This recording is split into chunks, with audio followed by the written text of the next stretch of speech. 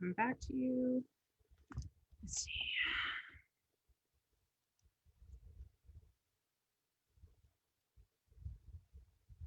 All right, we're live. Hi, everyone. It's Sarithkin, and I'm here with Duke Morgan. I'm in Ontario, and Duke Morgan is in Ontario, but he grew up in Aytonville, and he's the second gen, so it should be a very interesting story tonight. This is part of my 50 Duke challenge to myself, and I've learned so much about a lot of different things, and I've met some really cool people, so I'm just going to keep going past 50. And I'm really looking forward to Morgan's story. So he doesn't have like an origin story since he's second gen, but if you could start with like how it was growing up in the SCA, that would be great. Sure. First, thanks for doing all this, because it's weird to be sitting on watching this without taking notes, which I've done to so many other people. Like, where's my? Oh wait, I don't need my notebook for this one. It's just me. Growing up in the SCA was interesting. I grew up. Both of my parents. So my parents had reigned prior to me being born a few years, so they were kind of the makers and shakers of a group of people in Aytonville at the time. And then I was born, and I was one of the early kid crowd. And so I was the oldest of a group. There are a couple that were a little older than I was because their parents had started there, but I was kind of the top one. So, initially it was kids were at events, we're running around, we're playing on the playgrounds, and we're wearing funny clothes, tunics and things like that. And it was tabards at that point. It was like a tabard and a Goodwill belt or a secondhand one, and just trying to stay out of our parents' hair. And then the parents would rotate through on who was watching kids at any point in time, so people could be in court or councils or circles or do stuff like that. So that was cool. And it wasn't until I got to be maybe, I don't know, 10 or 12 that it really started to about 10 when I really started to engage. I was super fortunate that my dad had, and a couple of his contemporaries had trained so many people that I was growing up with the people who ended up becoming the Super Dukes and the other people. So it was really, now I look back on it and go, wow, how fortunate I was to have been around that. But then it was like, oh yeah, that's just Uncle so-and-so, or that's just Jay. And you're like, oh, nope, that's a 6 or 7 time or 12-time king or something like that early on. So that was cool. And then, it kicked into the youth stuff and really trying to be part of the SCA through my early teen years. And then a little bit of a break. Do you have brothers and sisters? I don't. It was just me. Okay. That's cool. What kind of youth stuff did they have in Aytonville for you? They didn't. So, I'd go to a fighter practice night, and I was really fortunate in some ways that Trelon loved kids, and he was like 19 or 20.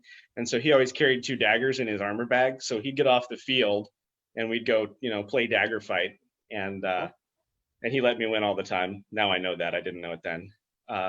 And then we were at Estrella, and growing up at Estrella, we ran around. They just come out with foam weapons because we'd been using sticks and wooden swords forever. And we were playing, but we weren't really fighting.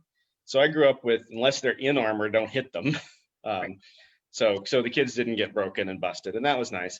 But things got crazy. We had foam weapons. We were beating each other. We kind of had pseudo rules of using the SCA combat rules, and that was in '92, I think. And then, and so my mom was like, "Wow, this is crazy!" And a couple of kids got hurt. There were some other things, and people had just duct tape sticks, or they were fighting with rattan swords, and some people were fighting with foam, and nobody seriously injured, though. With 100 kids running around beating each other with sticks, it's surprising that we didn't end up injured. So at 12 years old, I was talking with my mom and sitting down, and I really wanted to fight. That's one of the things I'd always wanted to do. And so we said, okay, what needs to happen? And I sat down and in 13 or 14 lines wrote the first set of SCA youth combat rules, armored combat rules. Very cool.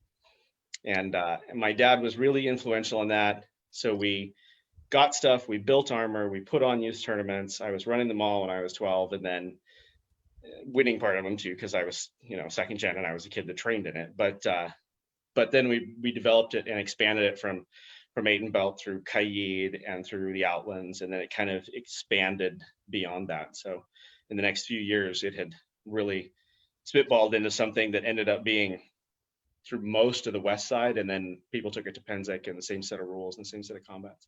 So when you were writing out the rules, what was important to you? So we kept the target standard from standard SEA combat, and then we said, okay, well, we want to be able to train, so we want headshots, and then we said, okay, we want to be able to be safe, so we need helmets that have face protection, we need some hand protection, some joints, some places, groin protection, stuff that was really basic. And I got guided a lot by my dad and Count Dennis of the Titans and Duke Paul Bellatrix essentially wrote the first set of rules for the SCA. So, because there weren't armor standards before that. Right. And so they kind of were like, okay, well, you need this, you don't need that. And we had just one uniform set of rules from, I think we did like 9 through 15. And of course, rapidly we found out that there's a really big difference between a 9-year-old and a 15-year-old. But at least it let us put everything together, and then later it ended up splitting out, and we weren't actually doing much of it then. But that was what was important, was I wanted to be able to fight like the guys did, like the big dogs did. Right. We had Chennai, we could do that. I did some fencing when I was a kid as well, but I really wanted to do armor combat, and the only way to do that was to basically build a set of armor standards. So you said that your parents reigned before you were born, right? Okay. Yes. So you weren't sort of carted around while they were reigning. What drew you into the fighting part of the SCA? I mean, I know you're a boy and a little boy, and everybody wants to play with sticks, even little girls. But what other part of it did you like? What spoke to you? That's what all the men around me did. Yeah. I mean, they all fought, and some of them are great artists, some of them did other stuff too, but they were knights and dukes and people that were up and coming. And so even though my parents weren't reigning and I wasn't being carted around and reigning, I was around people who were reigning, who were leaning on my parents to be advisors and stuff. And so it was just, I grew up on it. I was like 2 years old when they gave me my first sword, rattan sword. So, really? Yeah. So have you been hitting the fel since you were 2 years old? No, we can get into that one later, but my pel work thing. But yeah, no, I actually, the first thing I did was walk up and hit Count Theo in the knee with it. And that was where you don't get to hit people unless they are armored, and then followed quickly by you don't get to hit people unless they are armored and they have a weapon. So nice. Because a 4-year-old walks up and is like, oh, you're wearing armor, whack. So that was, but yeah, it's an interesting facet. I've talked to a couple of people who've been in a long time or second gens. We sat around, they did stuff, and I was the kid, the little boy that was there. So I had all these crazy people who'd essentially invented what we do, or were perfecting what we do, being like, well, here, just do it this way. And so a lot of my formative years became learning that. Well, do you think the youth combat translated to when you graduated to rattan combat? It did. Our format really did translate quite well. One of the things we did, especially when we split out into 2 categories before there were 3, is we didn't have a touch system. It was a positive pressure system, and they didn't have a you're hitting too hard system. So some of the people that I grew up with and that we were fighting with, I mean, we were swinging all out. We had what would amount to later on stick bruises from boffer weapons that were PVC wrapped in foam, because we were swinging all out. So we had to have proper form, and then it became kids of people who knew what they were doing, who were training, and just like soccer or something, parents get competitive too, and so they're like, no, we got to do this, and we got to do that, and this is how you do this, and then a few of us really were super interested in doing it, so we just wanted to learn what we could, and we got the adults, like we do nowadays with the adults, to come in and fight with us in the same process. So we were fighting some of the people that we were fighting. kind of off to the Cool. sidelines. Cool. So when you were 12, how Mhm. did you train for fighting? Mostly I just did it all the time.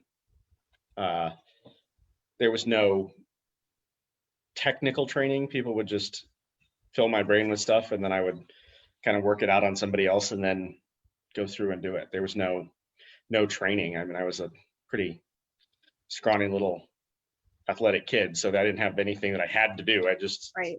put my armor on and went to as many events as I could, and we set up youth armor combat tournaments, and then we had big melees, and we just did it over and over and over. The kids had big melees too? We did. No, that's cool. Yep. That's cool. Like sometimes now, kids that are underage will come to practice and we'll fight with them with foam weapons. Did people do that for you at like regular fight practices? Yep. Yeah. Yep, absolutely. They would be fully dressed, either in fully armored in their rattan gear and just fighting with foam weapons. Or some people just came out and they would, scale down their gear just to spend time with his kids. We had, being in Ayton-Veldon, you've heard some of them talk about the Wednesday night fighter practices before. So when you've got 150 people at a fighter practice, then they bring their kids out and their kids have something to do. And we'd get to go over to the side and we'd have our own fight practice, essentially. Some of the adults would come over and fight us. And then once a month, we'd have a tournament at the Barity, and we'd run it like a double limb tournament. So that also translated how to do a single fight double limb tournament. Very cool. And you didn't get pulled away in high school by like other sports or activities? No, not really. I did take some time off in high school. I didn't play any other sports. When I was 13, I got hit by a car on a bicycle, and I was sword fighting and I was a soccer player. And then when I got hit by the car on a bicycle, it basically shattered my leg so bad that anything that I had in soccer or anything else was pretty well shot. Okay. So they almost actually cut my leg off because it got so infected. Wow. But so I dealt with that at 13, then came back, and the SCA was really nice for that. It was really wonderful because people wanted to see me again, and I could actually kind of slowly ramp up, and there were other things I could do when I was hobbling around on crutches. So that was really influential. Then I had some friends in high school, and we just goofed around and were teenagers together. And then I'd say from 16 to 18 and a half or 19 till I graduated, I was kind of off doing my own thing, and then came back. Well, that's not surprising. I mean, in high school, you kind of have other priorities. Yeah. Were you traveling out of Kingdom when you were a kid? All the time. Yeah. Yep. So did you make friends as a kid that you still have today? Yeah. Oh yeah. Very cool. Yep. I've made friends as a kid that I still have today. Some of them are older than I was that I've made friends. You interviewed him. Jack Sardicus was one of the guys I knew in the Outlands. And so when I was a little kid, and then of course family friends that I had known all my life are still very close friends, and some of them are not just family friends, they're now my personal friends as well. Right.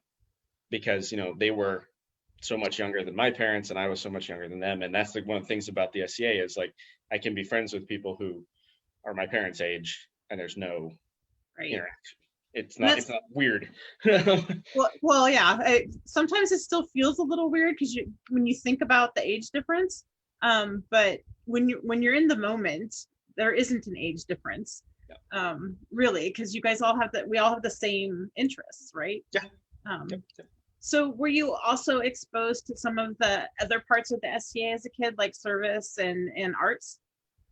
I actually started in the service side because there really wasn't anything to do before we developed the youth combat. So I remember one event, and I don't know whether my dad just got annoyed with me or wanted to help me out or do something. It was really hot, as you know, Arizona hot. It was just nasty. And it was an event out in the middle of a park out in the sun, and even in the shade, the air was stagnant. It was horrible.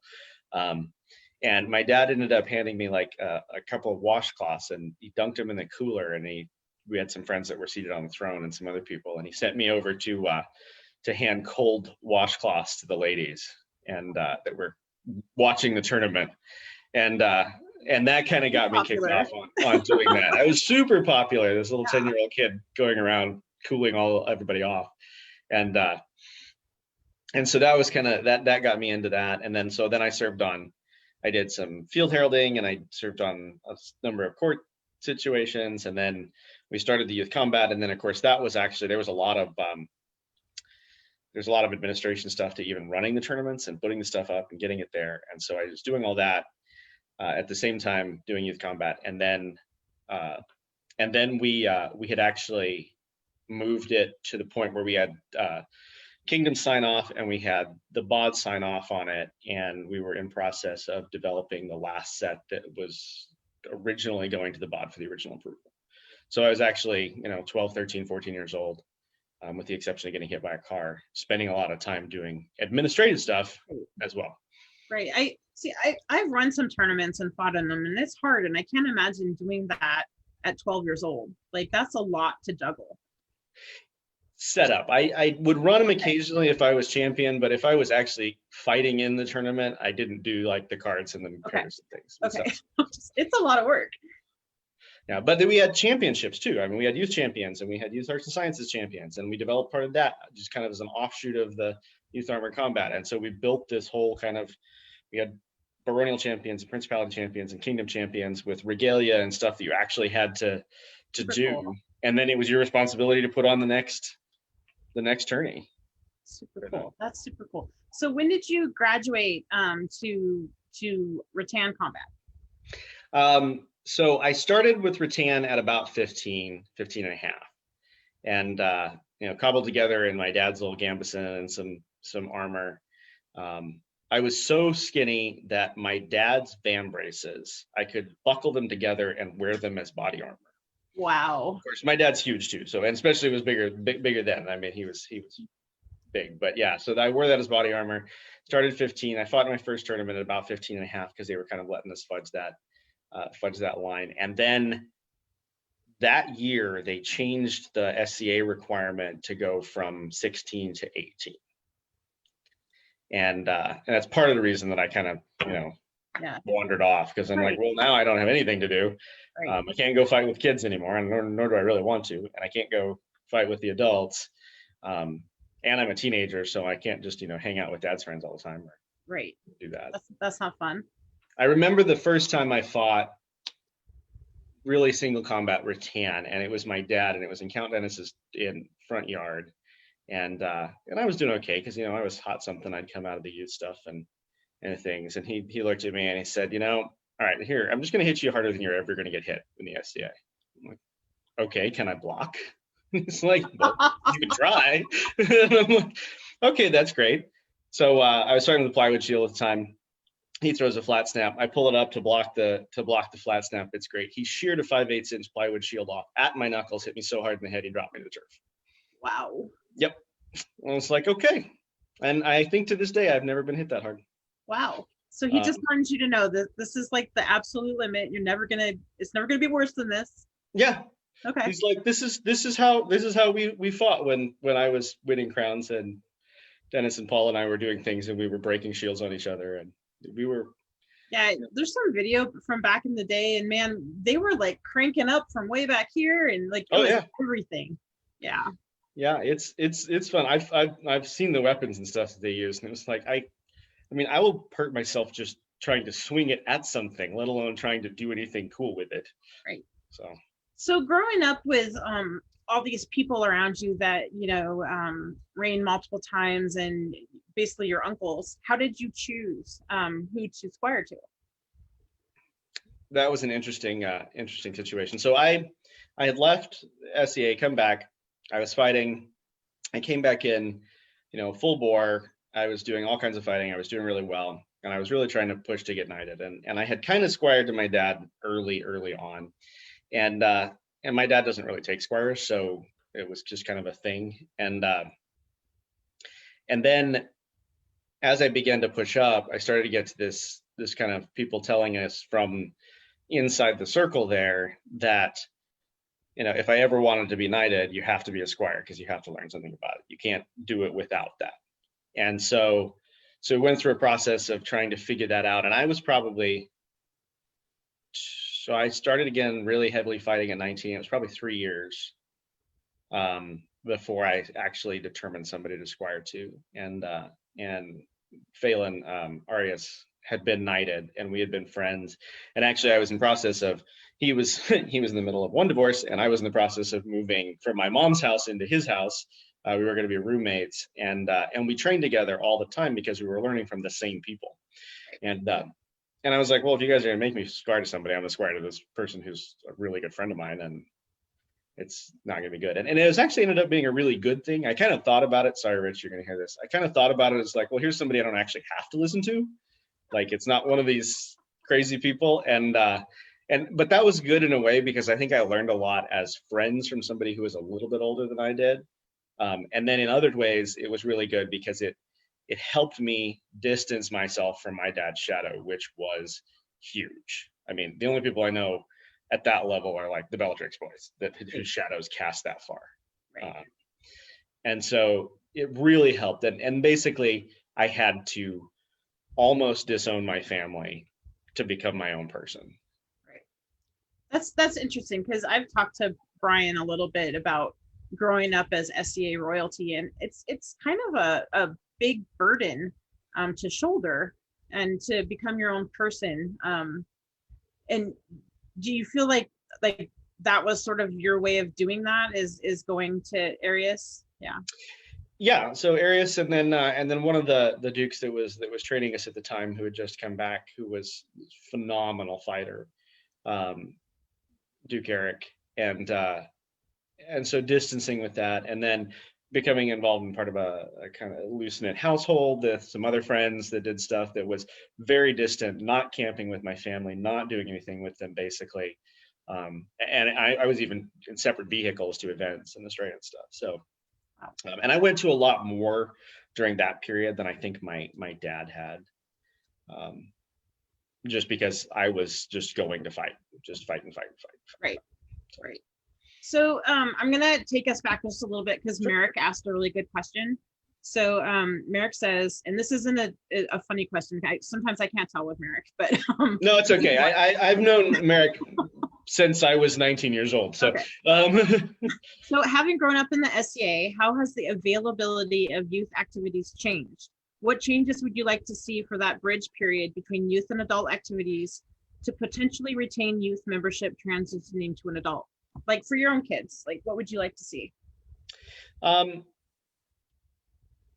It's a great question. And I think one of the things that was so effective about the adults that were around to me was that it wasn't marginalized. It wasn't like, well, we have youth activities over here, or that's over there, where it was very mainstream. And I think that that's probably one of the big changes. And I think it ebbs and flows, because I've seen it come and go, and it kind of just depends on who's got kids when and who's running it, because parents run it for their kids, and then when their kids grow out of it, they all go off and do something else, and then somebody else needs to take up that mantle, otherwise it doesn't keep going. And so not marginalizing it, but mainstreaming it so that everybody knows that it's available, everybody knows that it's there, and bringing it into a kingdom level. I think that's what I would really like to see continue, and that's probably where I will end up if either of my kids decide to do that type of stuff with youth activities. Are either of them interested? They are not necessarily as much in the combat stuff, but in a lot of the other things that they can do. Right now they're little and they're playing time, and of course we just stepped down, so we were basically just dragging them to events. So okay. I'm not asking that question. Okay. So really, you're not gonna ask that? There's no question. I don't have the feed up. So what's your go-to karaoke song? I guess I am asking. Little Sister by Elvis. Little Sister. Okay. There you go. But the one that I used to do all the time that they used to make fun of me about was I Believe in a Thing Called Love by The Darkness. Okay. Very different. So if I understood right, you came back about 19, and then about 3 years later you squired to Arias. And then how long from then did it take you to get knighted? I was knighted when I was 23, so it would have been another 3 years. Okay. Um, what was your training like during that 3-year period? Fighting. I mean, and you hear it, it's almost like a broken record with the people here, because it was at minimum 2 practices a week, usually more like 2 or 3 practices a week in every tournament or every war or every melee I could get involved in. So I was probably fighting 3 to 5 times a week. And then even when we weren't fighting, with me and Arias and Sir Karhu and some of the others, we would hang out and talk stick. And I used to carry 2 sticks in the back of my truck, and we would go out with no armor and just kind of walk through motions. And it wasn't really slow work, but it was just like walking through motions and learning stuff. And we did that when I was 19, 20, and that continued, and we just did it. I mean, we breathed it and lived it. When we weren't working and weren't partying, we were fighting. Cool. And I know that you're not a big Pell proponent, because you did a video with like strengthening with hammer or something, and Lucan had shown me that before too. Cool. How did you come up with that, and why do you do it? And if you could explain it, because I'm sure not everybody's seen your video. Yeah. Well, I'll find something here real quick. I didn't bring anything that I can grab that's round, except my stick over there, but you wouldn't be able to see it because it's in behind my basket. Anyway, so there's different. The hammer thing came from my dad, and it was something that they used to trade. So my dad and Count Dennis were training partners forever, and what they would do is they'd train as much of the isometric things as they could. And so when they weren't fighting, they were training. And when they were training, they were trying to train all the muscle groups to do what they wanted to do. And so I grew up with basically knowing all this stuff. So it was just a matter of being 150 pounds and rail skinny and needing to figure out how to do that. And look, a hammer just showed up. It's almost like magic. Thank you, Livia. And so then a friend of ours, Duke Corus Natterhelm, who was from the Outlands, another legend. Unfortunately, he's passed now. Was in our living room before an Estrella or some event or something, and he's like, "Oh yeah, no, we do this." And my dad always did the ring set where he closes the hand this way, and and Corus taught me doing it backwards. And so you can do both, and that just gave you so much control. And so then instead of using the arm, it allowed you to actually get that control out of the hand, which is one of the things that allows me to fight from here. And then I looked at some of the people who did that, who fought from here, and said, okay, well, I'm like 15 as I'm learning this, or earlier. I'm like, okay, well, how do they get power from those positions, and how do they keep that accuracy? I mean, I think that if you watch video of him, or you've actually got to fight him, Brian Tarragon's one of the people that is just insane at that, being able to do it from here. So it's Mark de Erndale. Yeah, I've not had the pleasure of fighting either of them, so then what I did is I said, okay, instead of that, we want to train, and we just want to train that muscle. And so I just started doing these trainings. And, you set it next to the couch. You use it like a single jack something. You set it next to the couch and just sit there, and you do it, and it just gives you that same repetitive motion, but doesn't give you the impact and the pressure pops of Pell work. And gravity will tell you if you're doing it wrong, especially if you use a slightly heavier hammer than what you're probably capable. If you're doing it wrong, it will go 8, and you're like, nope, that hurts. But really low impact that allows you to then to do it. And you can do all kinds of different things, right-handed, left-handed. You can do the Milanese. You can do different stuff with it. Yeah, and you can do the fingers from the top or the bottom, and yep. And you can see, if you're just looking there, you can see where you want it to go and what you can do. So you can kind of figure out where that shot's going to go before you fire it. It was unique because I grew up, as I said, I was 2 years old when they gave me my first one. I've never not known how to throw a flat snap. So when I have to teach it, it's like, I have no idea. It just does. It goes like, don't even have to think about it. Yeah, nope. It's the only shot that I knew as a kid. I won stacks of tournaments with it. If I could win every tournament with just a flat snap, I would. But for some reason, people are smart enough that they decided that, well, let's just block his flat snap and see if he can do anything else. I think that hammer is a really great way for people to figure out how the stick wants to move and how to harness that motion and manipulate it without hurting yourself or your elbow or whatever. I think that's a really great tool. Thank Yep. you for sharing that.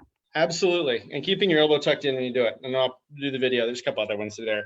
And you're right. I'm not a huge Pell work fan. I've watched a number of people. I know a number of phenomenal fighters that do Pell work. Obviously, you've had a ton of them on here. It was never for me. I kind of got bored with it.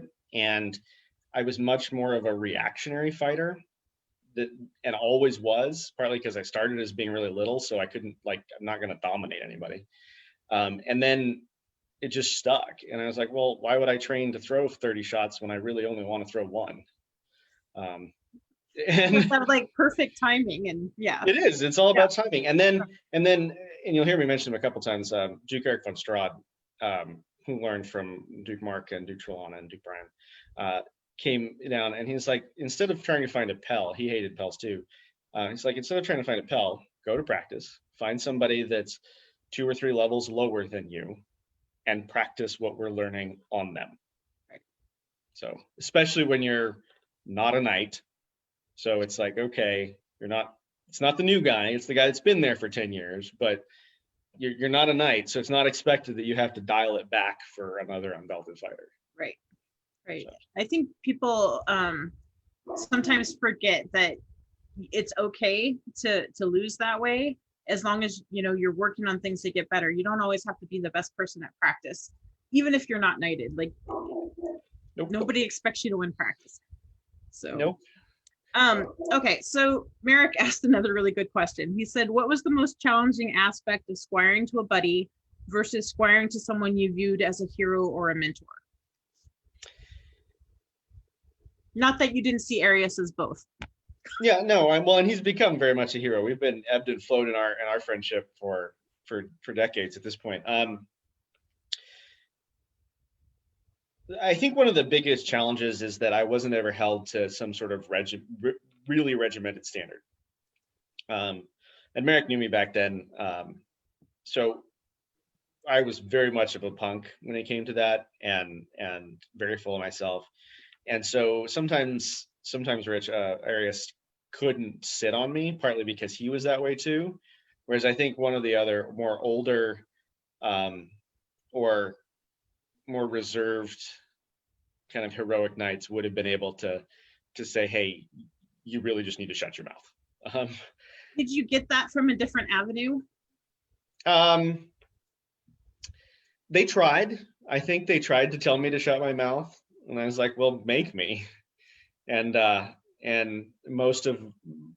really what got the reputation. And a lot of times they couldn't, and sometimes they could. And then I got backing from people who were like, well, you can't make him. So that's what it is. One of the other things that happened is I was very close with Duke Trelawna. And when I was 15, I was like, well, if I'm ever going to do anything, I'm going to go over to Trelawna's house and I'm going to go with his squires. And my friends, some of my friends that were a little older than I were squired to him, and they were knights and other things. And then when I was 15, maybe 16, so not only did I not get to fight, but then he moved away to Georgia. And so that was probably someone that if I was ever going to actually just say, okay, I'm just going to go squire to one of these heroes, it would have been Trelawna. But he left. And so there was this kind of like, well, there's nobody here. And I had some friends that I didn't want to squire to. There were tons of people. I just, right. You get zeroed in on something. Right. And a lot of people wanted to force me to change how I fought. That was one of the other things that was really hard. Because I fought with a Wankel, and I fought very much like my dad.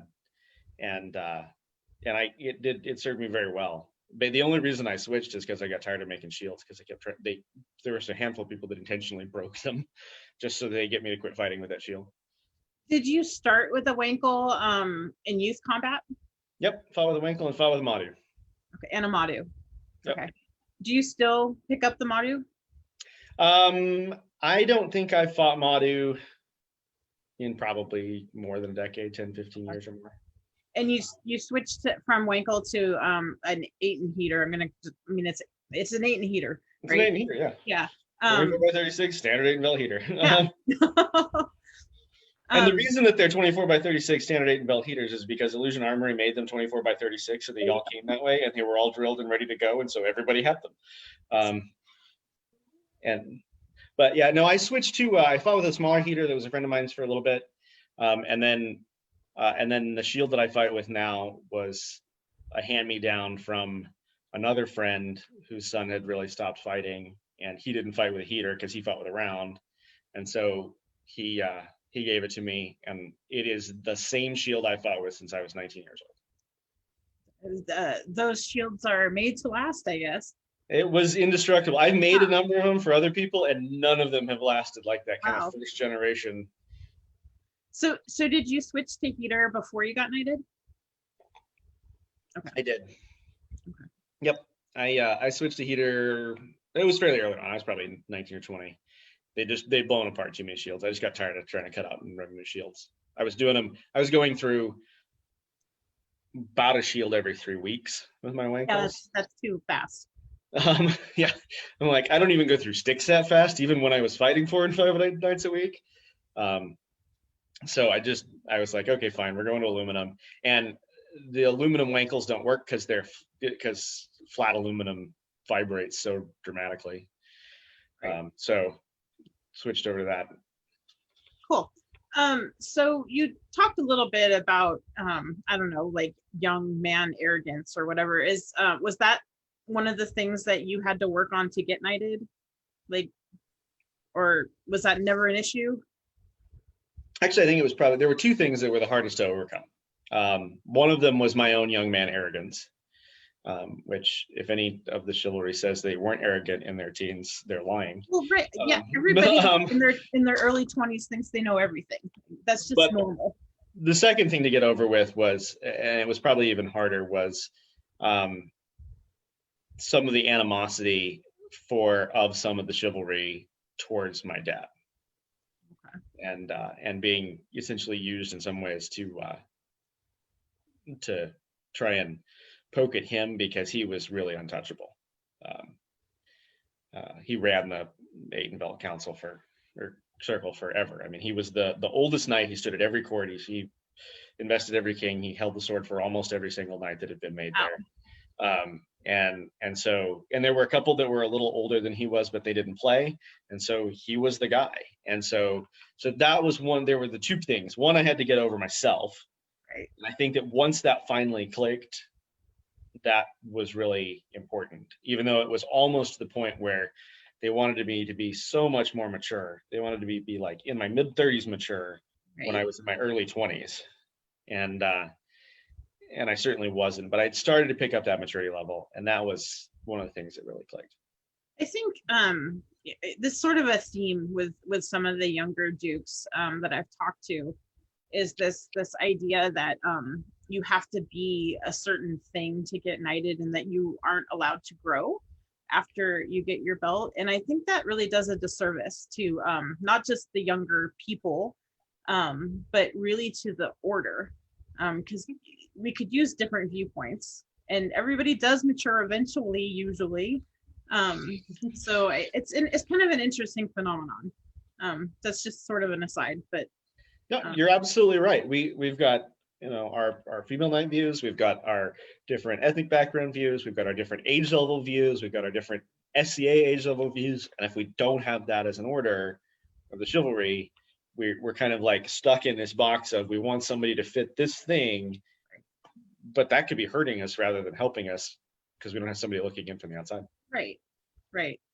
Okay, so let's talk about your knighting. Was it a surprise? Yes and no. Okay. There was a person that was offered before I was, and so 2 people had been knighted. One was before I was, one was offered before I was, that were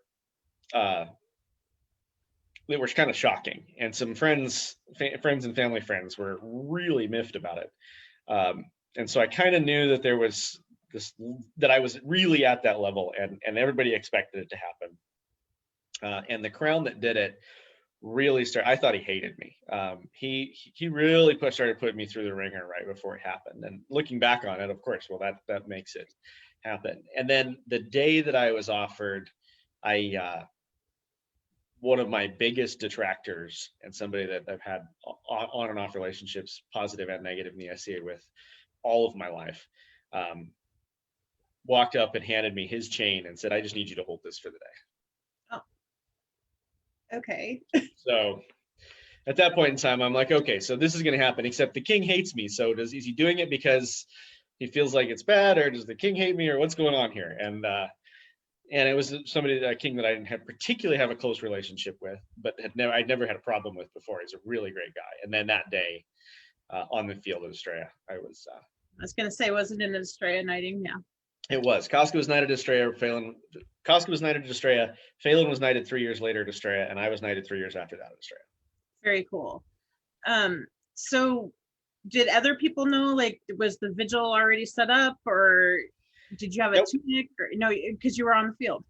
Yep, I was in the field, and I think they were actually going to do it there right at that moment, but my stepmother was off because she was doing some sort of job or catering or something, and wasn't able to be there for the offering, so they kicked it off to the next morning.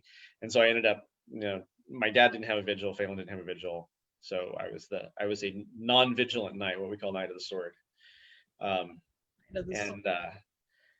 And yeah, so overnight they set stuff up, and some of our I think some of my dad's close friends had known, but they very specifically tried to not tell any of my family ahead of time, because they wanted to be as much of a surprise for them as it was for me.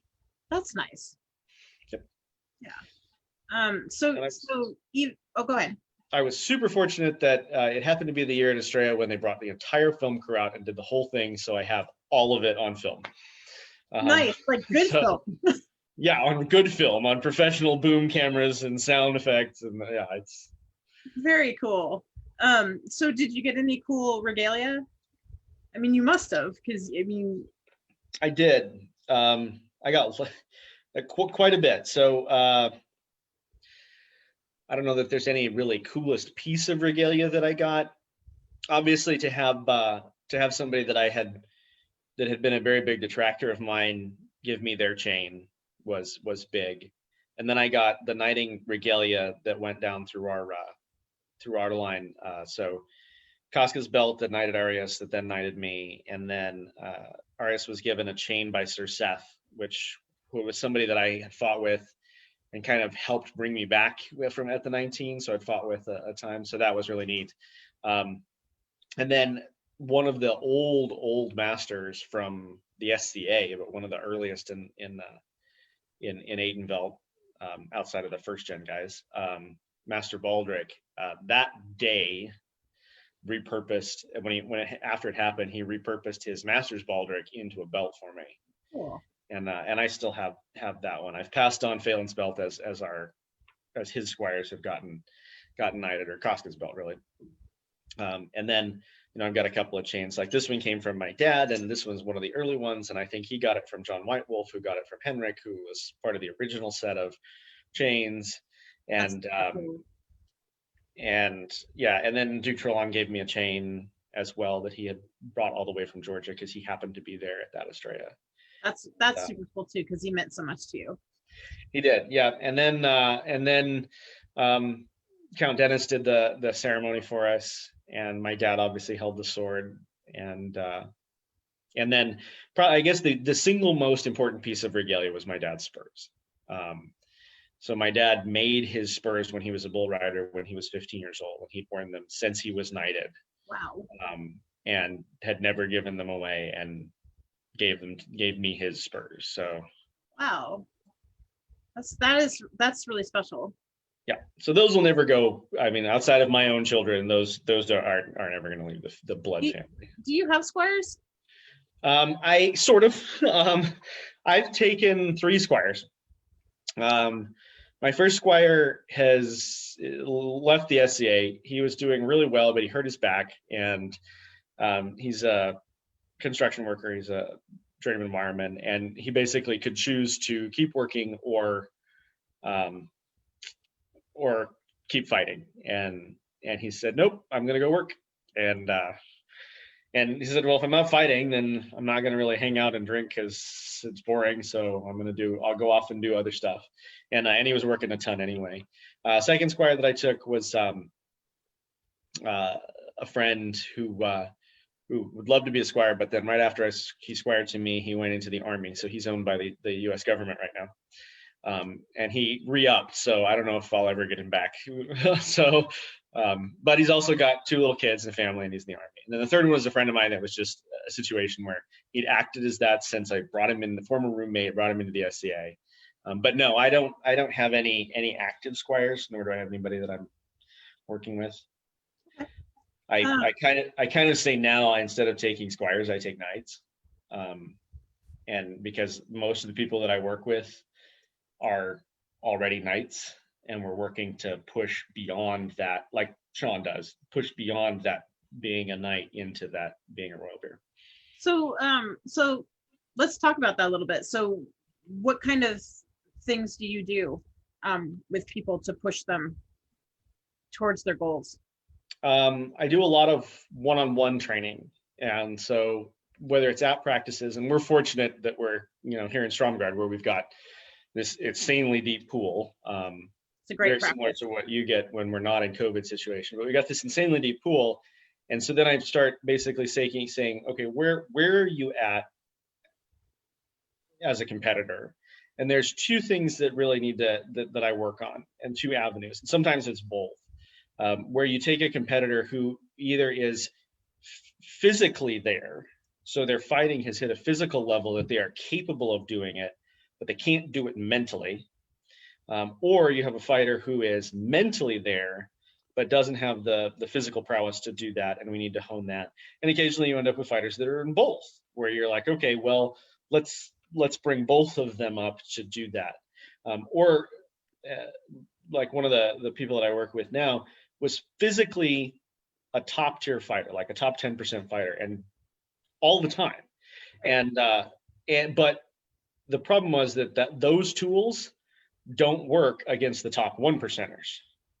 They work against the top 90%, but they don't work against that 1%.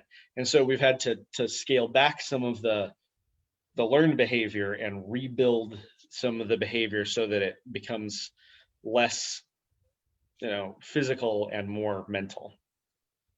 And so that's what I do. And so it's very, very specific to each individual person, which I think is one of the ways that brings me from being so long in the SCA, is that not only have I fought most of the styles that have been around, I can emulate or talk about a lot of them because I see where they developed from.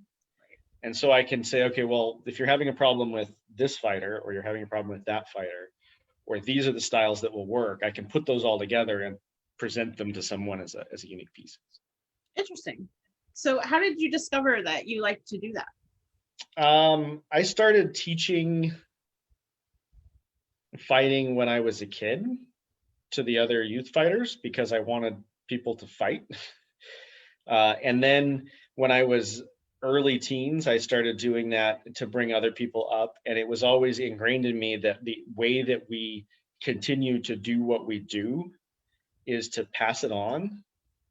And I don't know whether the story is true or not, but a friend of mine told me a story about Tarragon, who had gone to Pennsic and gotten beaten up by a knight out there, and spent a day trying to figure out exactly what that shot was, learned it, took it back, taught it to every single one of his squires so he would never lose to it again. I'm betting that's true. Yep, and that was Brian, not Sean, but yeah. I knew who you're talking about. Yep. And so, and I'm sure that it is, because that was the time when he was, cascading up and things. It's like, no, that was great. I'm never going to lose to that again. That's awesome.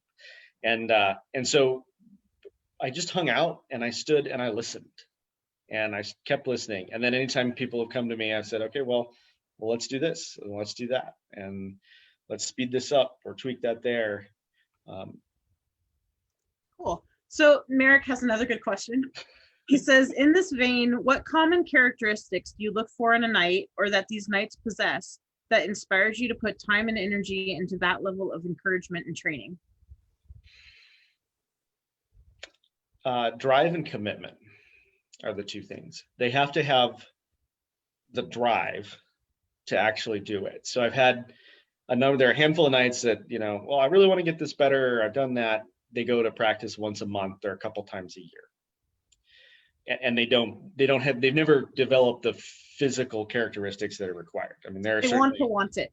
Yeah, they gotta want it, and then most of the time they approach me, or I'm like, yeah, let's tweak that, or they start talking to me about something that I've done in the middle of a fight, and then they have to want it, and they have to be willing to kind of commit into doing that.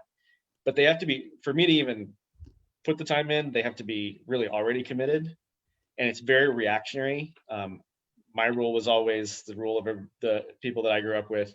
Squires have to ask me. Anybody that wants to learn from me, I will teach anybody. But if I'm going to put a lot of it in, you have to come talk to me, and it's really on you to make that happen. I'm not going to go seeking anybody like that. All right, that's cool. So let's backpedal a little bit. Okay. And talk about Crown and winning Crown. How many crowns did you fight in before you won your first one? Probably a total of 5 or 6.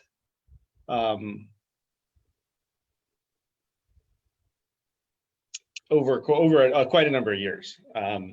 So I semi-finaled in a first Crown when I was about 19, and then was in quarter semi-finaling basically since then, and usually getting taken out by the people who were winning crowns, these ungod heroes like Duke Matthias and Duke Jonathan. But those were the people that were beating me. And so unless I was really all set and ready to go, I didn't enter. And I was young and a teenager. And so I just didn't fight in a lot of them. I fought in Champions tourneys, I fought in Warlords tourneys, I fought in other things, but I just didn't fight in a lot of crowns. And because the only one that I went less than semis in was the one right after I was knighted, and I was out in 4 rounds. Took the chip right off my shoulder and knocked me right out. And so then it was, the first one was 3 years after I was knighted. I probably fought in 5 or 6 crowns before that. Did you final in any of them before you won? I did. I actually I finaled in the one right before I won, but it was a couple of reigns before against Duke Craven. I had gone all the way up. Craven was the count at the time. It would have been his second reign. It was amazing. And when he went in undefeated, I said, you got to keep your advantage. He kept it. And then I ended up beating him in the first fight. And I was like, wow, this is crazy. Now it's actually a fight. And Craven pretty much had my number a number of times. I mean, he was a little bit better than I was. And then he beat me. But I had torn my rotator cuff in my left shoulder a couple of years before and been through rehab. And then that crown was the one that final round, last crown, last blow, I went to put my shield down and my left shoulder was pushed out of socket. And it was just like, I need somebody to take my shield off of my arm. And then I went and had my left shoulder rebuilt and then came back. But it was, it was interesting to have fought with that. And that was an insane crown. Arias and I fought for 27 minutes. Wow. In the quarterfinals.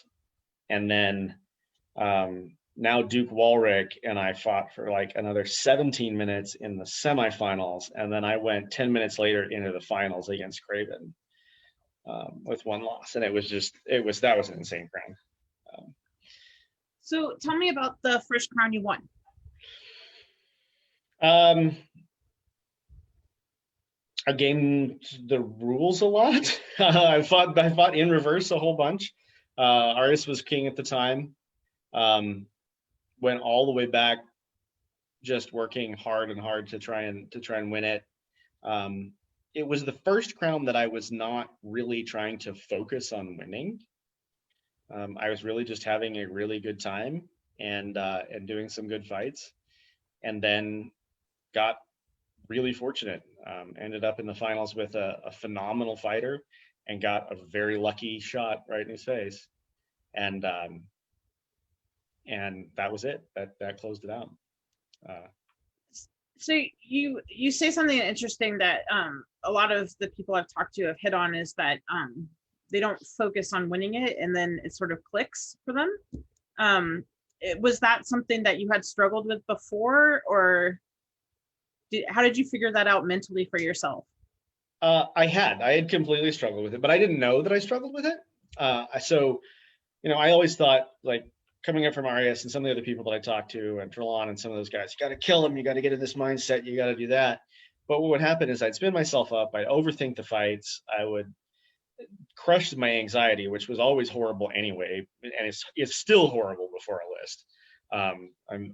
They said there was a joke, and it wasn't a joke because it was true. They said they could tell when I was having a good day because I was puking by the second round. Because of my nerves were just horrible. And so what happened in that one was I just ended up getting calm and not really focusing on the next fight. It was like, okay, I'm just going to go out there and I'm going to fight my fight, and what's going to happen is going to happen. And I happened to do it. And yeah, that was it. The first one was really just a big mindset change. And then my now wife, Lydia, figured it out. She's like, wow, you fought better today than you've ever fought in the entire time I've known you, because you were just relaxed like you would at a fighter practice. Right. So right. So did you figure out how to make how to get yourself to that space after that crown? Yep. So yeah. Okay. Yep. What, do you have techniques to do that, or you just I have to not look at the board, not worry about stuff, but I have to, wander around, talk to people. We have a tradition, and it helps my nerves, is that right before we do processions or do anything else, we take a shot of scotch and drink a beer. Because I can't drink coffee and I can't eat before a list. And so the only way that I can get carbs into my system, which is weird, is to just drink beer. And so I pound some of that before we go into procession, and then it's water and stuff through the rest of the day, and pickles, because I can't put anything on my stomach when I fight. And so that kind of kills the first part of the nerves. Then we make it through procession, and then it's a matter of just visiting with people and talking to people and pretending that this list is just not a list. Yeah. Keeping yourself relaxed by doing Yep. that. So let's talk about your Aytenvelt reigns. What did you like best about reigning in Aytenvelt?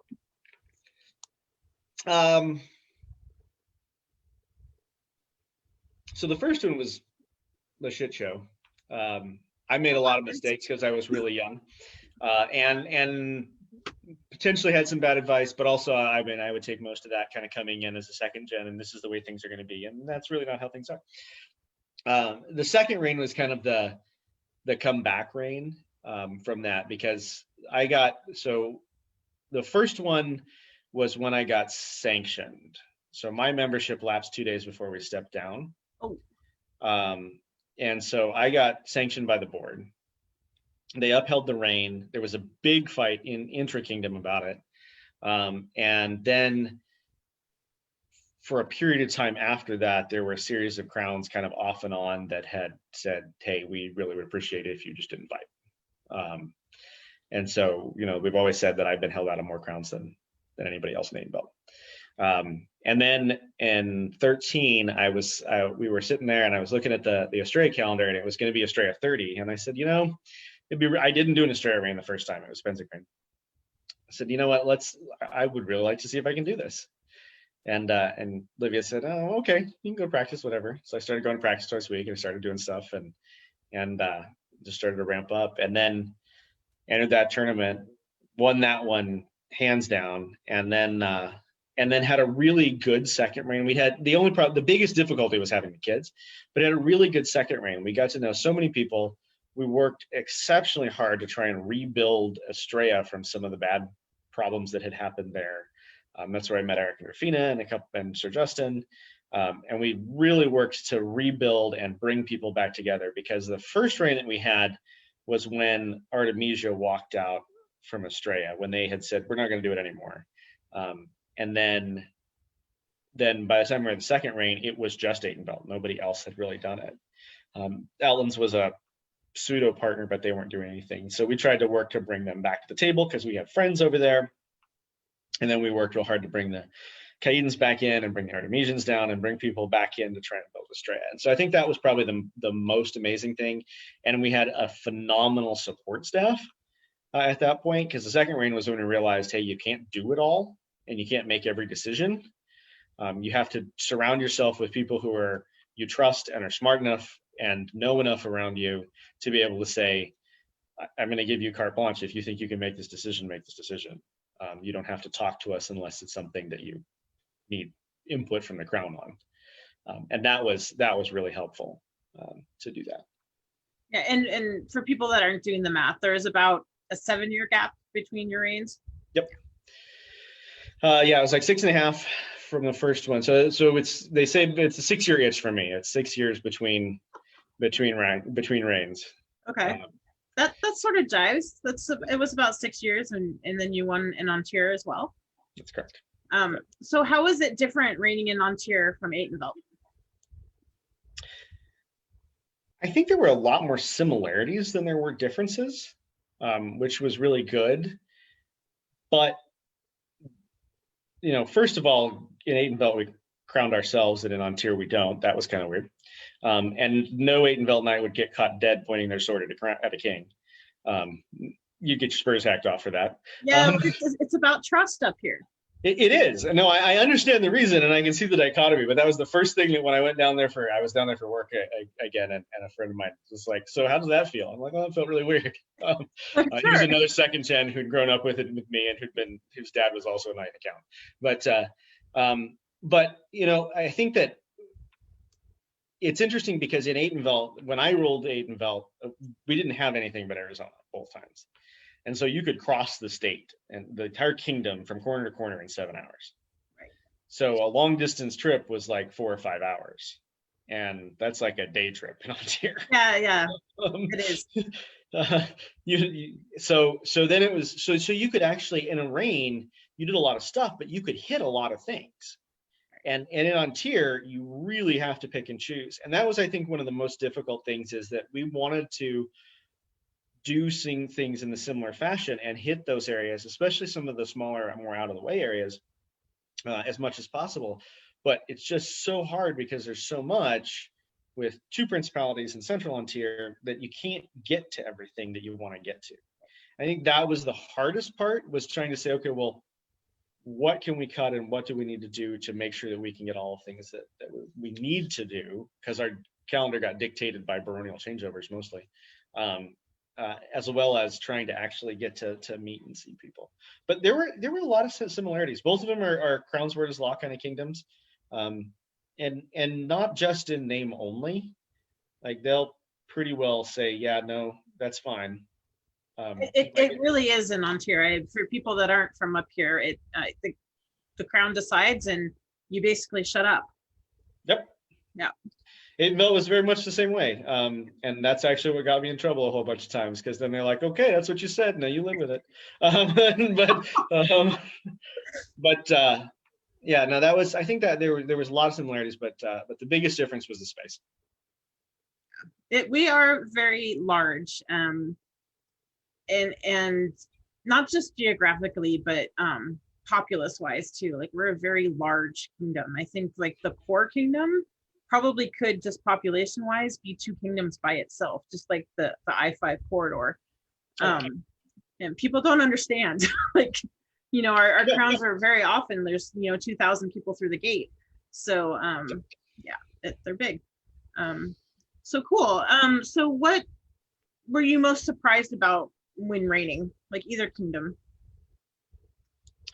I served on a ton of courts, and I'd done a lot of stuff, and I'd supported a lot of crowns. But when it comes down to actually just having to make those final decisions, and just the amount of energy suck and pressure that gets put on you to do so, that was probably the most surprising. It looks easy when you put the show on, but just the energy to make it happen all the time and to make it go off right. That was, even as long as I'd been in the SCA, that was novel. What's your favorite Atenveldt tradition, and what's your favorite Antirian tradition? That's tough.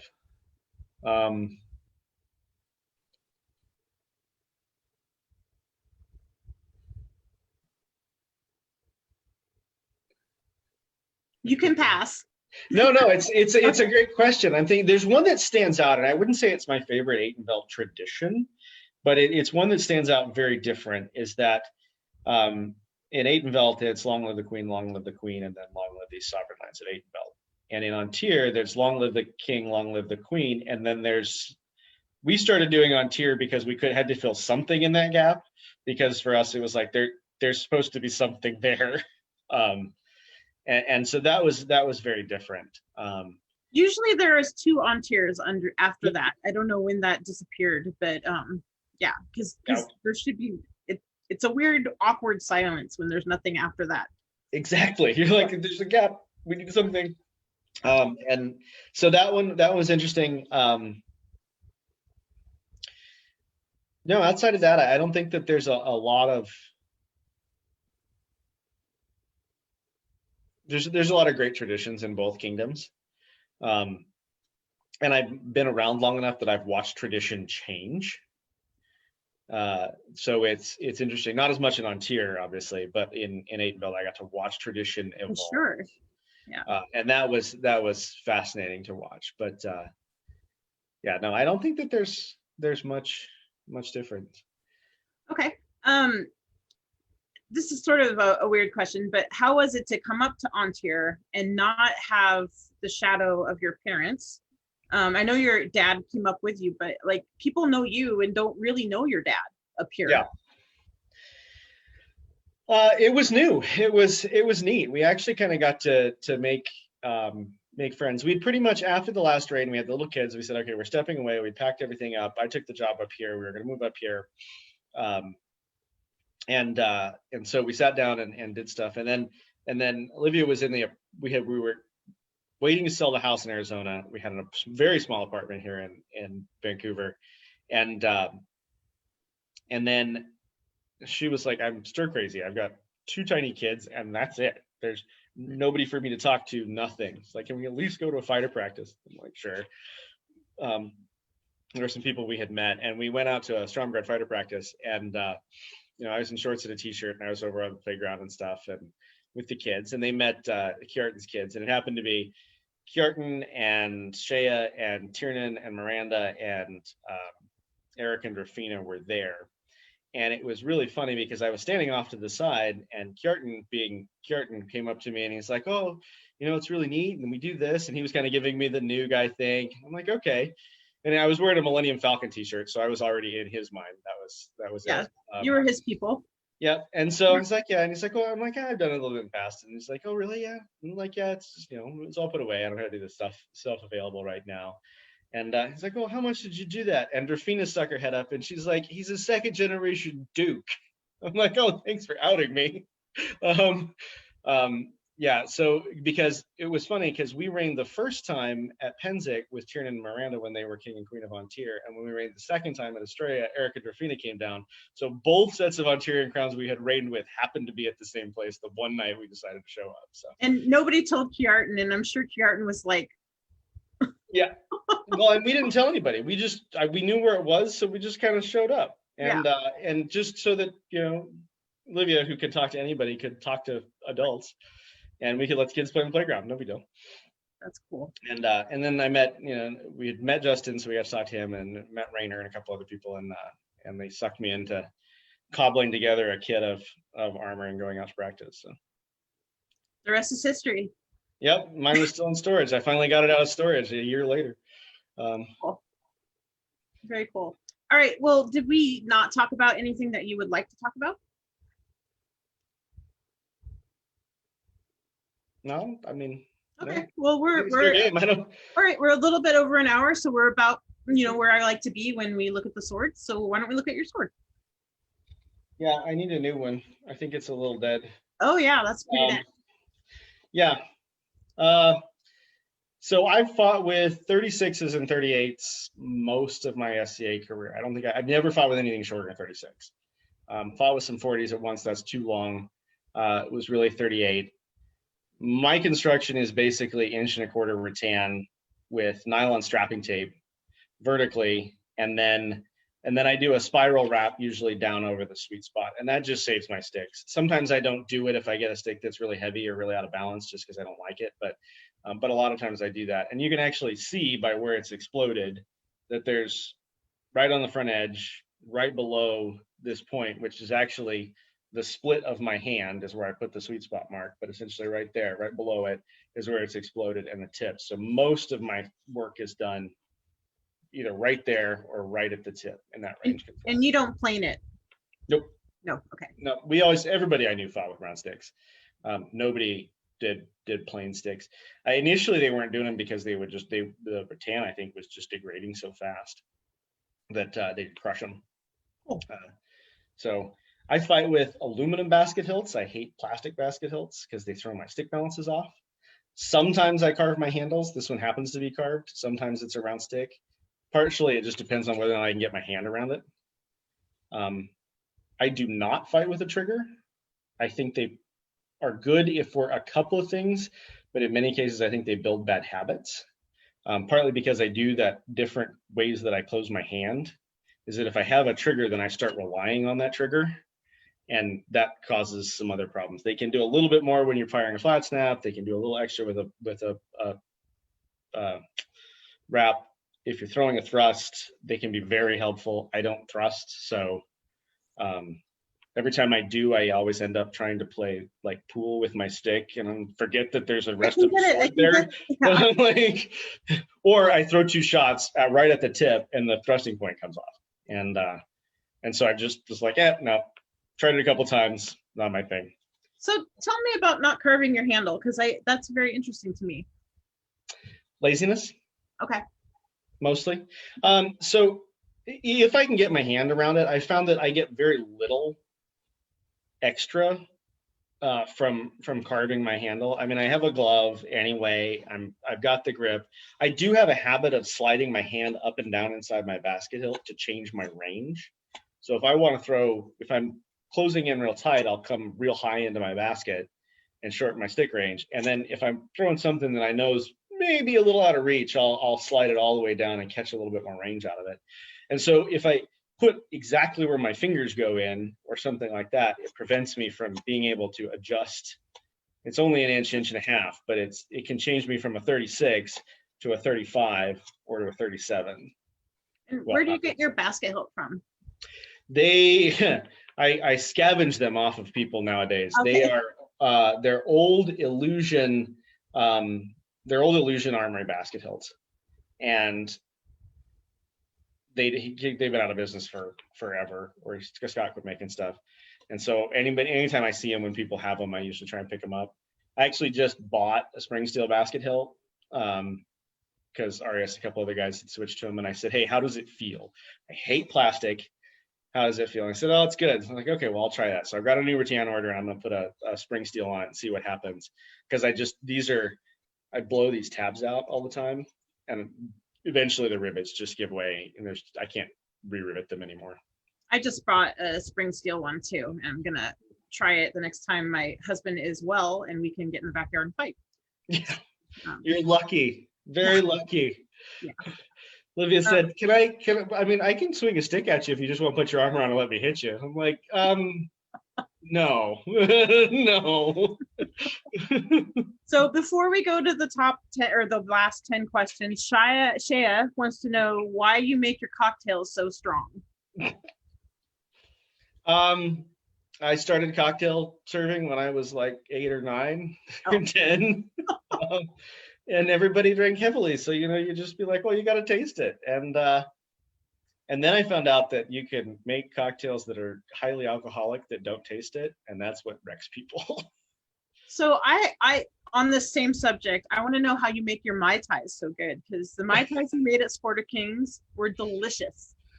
Yeah, so it's not my recipe. My stepdad has worked to perfect the Mai Tai recipe for years. And what we did is we actually handmade traditional sweet and sour. And so we juiced all the lemons, we juiced all the limes, we put the sugar and the water in, and we actually cured the sweet and sour. And then we don't use any kind of mainstream rums. So he's a big rum aficionado, the same way that most people are Scotch aficionados. So we use stuff that, while it's not expensive, it has a much more clean flavor than the Bacardis or the Captain Morgans. And so when you put it all together, you end up with this amazing drink. And the other thing that they add, just to slight it, it's the perfect top off, it's just a tiny thing, is a little bit of amaretto. Well, they were very good. So one more question before we go to the last 10. Valora wants to know what tips you have for somebody who wants to up their spear game. Is that a joke or a real question? Okay. It's a real question. So my master form is not sword and shield. I am a pikeman, and I developed it and used to be extraordinarily good. I have not done it in a long time. It's actually how I shredded my shoulder. But the best thing I can say to up your spear game, there's two ways to do it. One is just time, which Valora knows because we've talked about it. The second one is setting your angles. And there are 3 target zones that you should fire at with a spear, and there are only 3 target zones you should fire at with a spear if you're in a melee. And it's the eyes and the throat. And when I say the throat, it's not stabbing somebody right in the neck, but it's this pocket that it creates here. And then the groin, and when I say the groin, it's not shooting somebody directly in the cup, but it's that pocket that the hip creates. Partly because armor gets in the way and it slides off and bounces around. And so those are the 3 things. But to up your spear game, what you do is you should fire from a leaning position. So essentially, imagine you had just ducked a shot and start practicing from the places that you would have ducked. So you're used to firing from places that are unfamiliar. Because what a lot of people do is they'll duck, they'll come back on center, and then they'll throw. And you need to be able to fire while moving. Okay, cool. I think those are really good tips. When you practice your angles and your point control with your spear, do you do it with a ball or?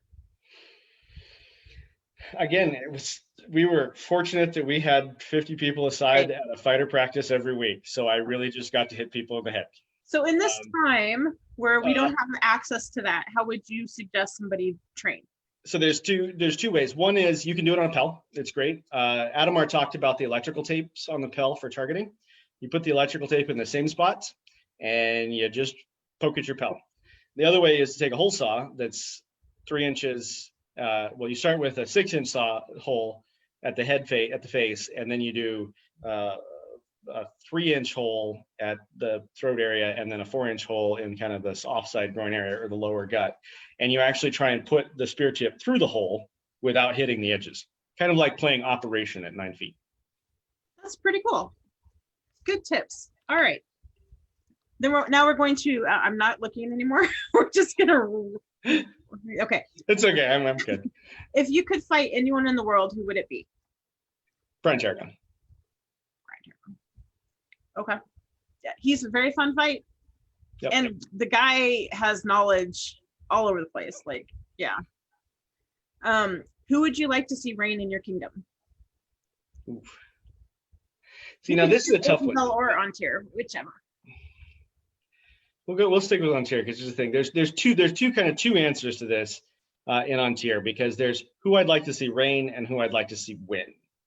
And while some of those cross over, we've got some amazing people, and I was really fortunate to work with some of them that I would love to see sit a throne that are not combatants. And so some of them I got to work with. I can think of Francis Darcy or Yulia. There's a handful of people that are just truly amazing people that I would love to see reign on in Antir. Of the people that I would love to see win, Atthias. Yeah. He's one of my favorites. Yep. I was very, very fortunate that he did not already have a line of Antir and was able to recognize that man. So yeah, he's he actually, I have to just plug Atthias for a second. When I was coming up to get knighted, I did not have a very nice kit. It was very ugly. And he made me leather lamellar, like from scratch, so that I would look better. Like, he just did it. So that's the kind of guy he is. Yep. Anyway, if you could talk stick with anyone in the world for an hour, who would it be?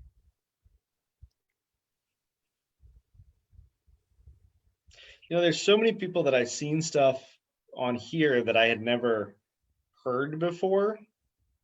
That's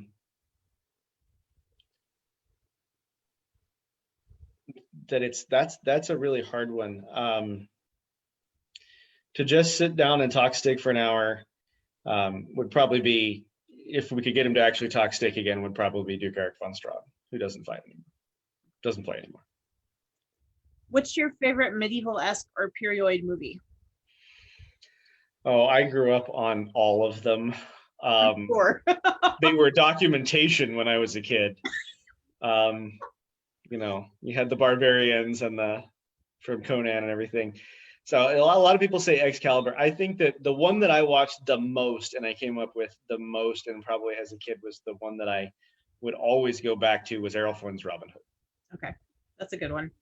Yeah. If you could add or subtract a rule from the rules of the list, what would it be?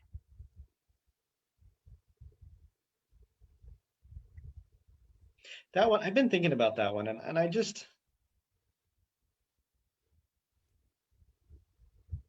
don't know. I don't think that there's anything that can be changed from a lot of the stuff that we do. We can tweak stuff. I'm not a huge fan of thrusting because I don't do it. It's not in my period or kit, but it makes other people happy, so why not? Everything else is fine. I mean, I think our system works for what it is. Okay. What's your favorite tournament format? Single fight double then. Traditionalist. I really am. I fought it all of my life. I like the 2 out of 3s. I think 2 out of 3s have a great place because it means that you can't accidentally just zig when you should have zagged. You actually have to be better than somebody, but they can get super grueling. I'll tell you what I don't like, Christian, is 5 out of 9s. Yeah, nobody likes that, Christian. Nobody. All right. What's your favorite event? Estrella. Or it was. The old Estrella is my favorite event. The old Estrella is my favorite event. Well, they're working really hard down there to sort of get it back. So I am very optimistic. I am. When they said that they weren't going to be at the same site and then they're kicking off kicking it to November to try and get something new and kind of rebuild it. I'm super optimistic about that. So. Yeah. If you could have any helmet, regardless of cost, what kind would it be?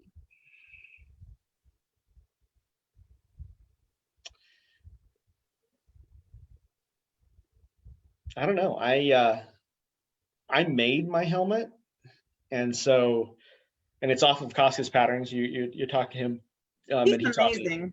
He is truly amazing. I mean, the guy taught me so much. I made my armor because he showed me how. But I think that Cascas are probably the helmets that I do. There's some beautiful pieces like what Dongel does and what Aesir does, and some of the stuff that's the more period-esque European stuff is just amazing. But for what we do, those ballistic helmets that Casca makes are just indestructible. All right. It's Saturday morning at Estrella, and several people want to talk to you about last night. What did you do? What didn't I do? What did you do?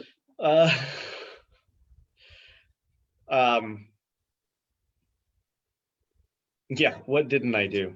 It would usually involve some sort of prank, likely. If it was me or somebody else that I knew and I needed to go fix it. Yeah, that was probably the number one thing. All right, cool. Or actually the times that I usually got done was like, hey, we need a report on this because something happened and you were there when somebody got thrown out of a camp, or I was surrogate acting as security for something when people got drunk and stupid. That's usually when I got pulled out to talk to people. All right. Who's your favorite fight ever?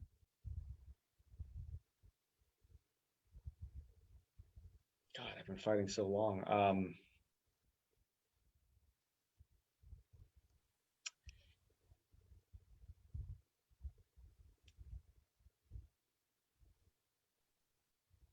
You don't have to limit it to one person. No, I'm trying to think because there's two different things. There's some amazing people on like who has just flat bested me, and I think those are truly amazingly favorite fights. Ones that are really memorable. I think if there's a single person that it would be my favorite fight, I actually really love fighting Duke Boleslav from the Outlands. He and I have a very technical fight. He fights with a elongated spear like a Madu, and that's a lot of fun.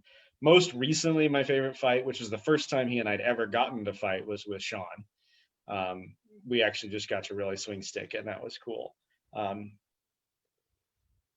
Yeah, I'd say that those two are probably the truly favorite fights. And there's some people that just have smoked me that I've just been truly impressed with. So Who, like being in the SCA for so long, who are your favorite people to watch fight?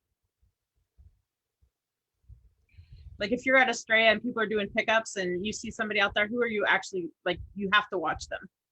Hmm. I always watched my dad fight. My dad was still finaling in crowns when he was in his late 40s and early 50s, not even wanting to. Right. And so it was always amusing. And he didn't fight, like he just didn't put his armor on very often at all. So that was always amusing. Need to watch my dad fight. Duke Eric was another one that I would watch fight in pickups because he did it so rarely. A couple times that I did it, Brian Tarragon would be there, or Trelon, those guys that I grew up with, that were these huge heroes.